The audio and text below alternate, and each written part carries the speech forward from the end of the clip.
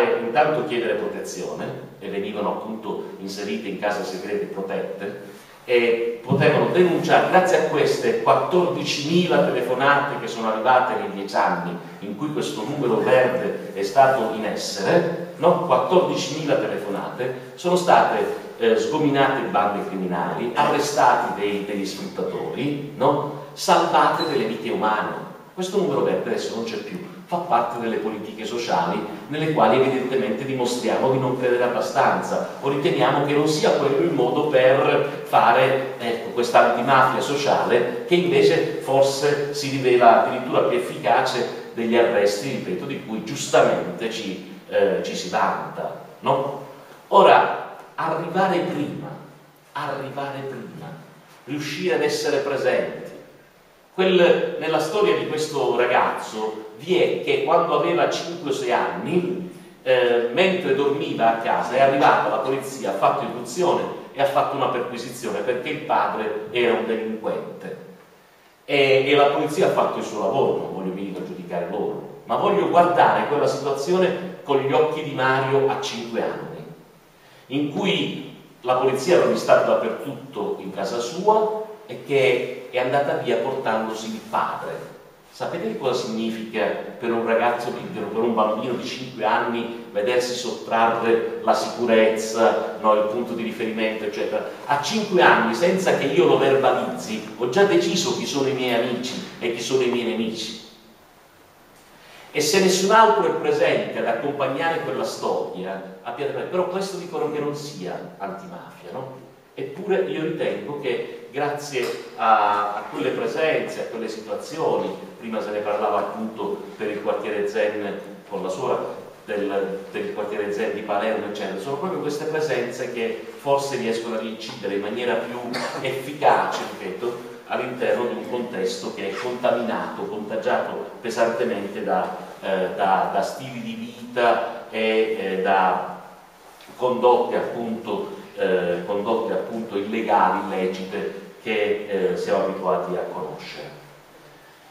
L'ho fatto attraverso questo esempio, scusatemi, che è un esempio di vita, ma ritengo davvero che, come dire, oggi contrastare le mafie non sia più soltanto un compito, semmai lo sia stato, delle forze dell'ordine e della magistratura. Pensate ai mondi dell'economia. Se il mondo dell'economia banalmente mettesse in pratica una legge, la legge 30, che prevede l'anagrafe bancaria, che prevede la denuncia, no, la segnalazione di tutti i movimenti sospetti, cioè se un pensionato viene a consegnarmi in banca a depositare mensilmente 10.000 euro, no? E mi sorge il sospetto che se un nullatenente si intesta un centro commerciale o un centro polivalente, e sto parlando di alcune delle forme tipiche di riciclaggio di denaro sporco, e beh, scusatemi, qualche problema ci deve essere, ma perché quel notaio, quell'impiegato, quel funzionario, quel direttore di banca questa segnalazione non l'ha fatta? No? C'è allora un'altra forma per essere, no, per contribuire a prevenire il fenomeno mafioso, a contrastare il fenomeno mafioso nel nostro paese?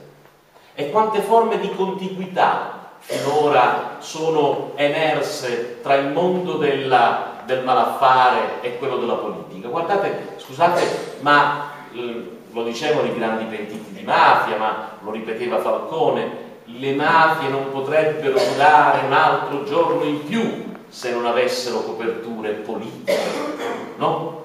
E queste contiguità, quando non si tratta di vere e proprie complicità, scusatemi, non sono altro, come dire, dal compito della magistratura e delle forze dell'ordine. Allora, se chi si impegna in politica riesce a prendere le distanze, a riconoscere il fenomeno, a denunciarlo, a dire con chiarezza, ad esempio, che i voti di coloro che non rispettano le leggi non li vogliono, voglio dire, tutta una serie di cose. Se chi ha in mano le briglie in qualche modo della politica prende le distanze dicendo coloro che hanno subito condanne, cioè, c'è un codice etico rispetto a questo, non possono nemmeno essere candidati. E invece purtroppo le liste, come sapete, anche nelle ultime tornate elettorali sono state piene o riempite anche di personaggi a dir poco sospetti, se non addirittura di persone che avevano già dei reati in via definitiva, appunto, ormai condanne definitive. E il mondo dell'informazione, a cui si accennava, scusatemi, se si interessasse non soltanto di mafia rincorrendo i fatti di sangue, sollecitando la morbosità che ristagna in tanti di noi o in tutti noi, e se si riuscisse a dar conto anche del tanto positivo che ogni giorno si fa, se si riuscisse in qualche modo a fare quel giornalismo di inchiesta che non si ferma sull'evidenza del fenomeno, ma è capace di chiedersi perché e di andare a trovare le radici di quel malessere e di denunciarli, di dirli apertamente, no? Questo è il lavoro che sta facendo Libera Informazione, di fare corsi per giovani giornalisti che si affacciano alla professione o vorrebbero farlo in maniera dignitosa, attrezzandoli su appunto alcune tecniche, strategie, capacità, competenze che permettano loro, come dire, di guardare. Scusatemi, in Germania, vi ricordate, il 15 agosto del 2007 vengono uccise 5 persone italiane, tutte di San Luca in Aspromonte, in provincia quindi di Reggio Calabria. Vengono uccise all'uscita di un ristorante a Duisburg, un ristorante peraltro tenuto da italiani. Era un regolamento di corte all'interno di una faida.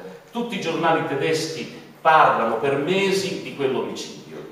Io conservo ancora i ritagli di un trafiletto piccolo del Corriere della Sera in cui la BND, che i servizi segreti della Germania, denunciavano apertamente la presenza dell''ndrangheta che aveva acquisito un pacchetto di azioni rilevante all'interno della Gazprom, l'industria del gas ex sovietico, russo, che porta il gas anche in Germania, ed erano preoccupati, dicevano: perché ce ne occupiamo? Perché hanno in mano i rubinetti, perché possono stabilire il prezzo che vogliono, perché possono ricattarci chiudendoci quei rubinetti. Ma questa notizia né venne presa, come dire, in considerazione, né ci furono mesi in cui se ne parlava, anzi non se ne parlò affatto. C'è una disattenzione da parte dell'informazione che potrebbe invece essere messa al servizio del contrasto alle mafie, perché mi fa sicuramente paura, impressione un fatto di sangue, 5 morti a Duisburg, no? Tra cui il festeggiato che aveva festeggiato appunto i suoi 18 anni quel giorno. Ma deve farmi altrettanto impressione la capacità, di cui adesso diremo, economica, di espansione delle mafie in quel settore.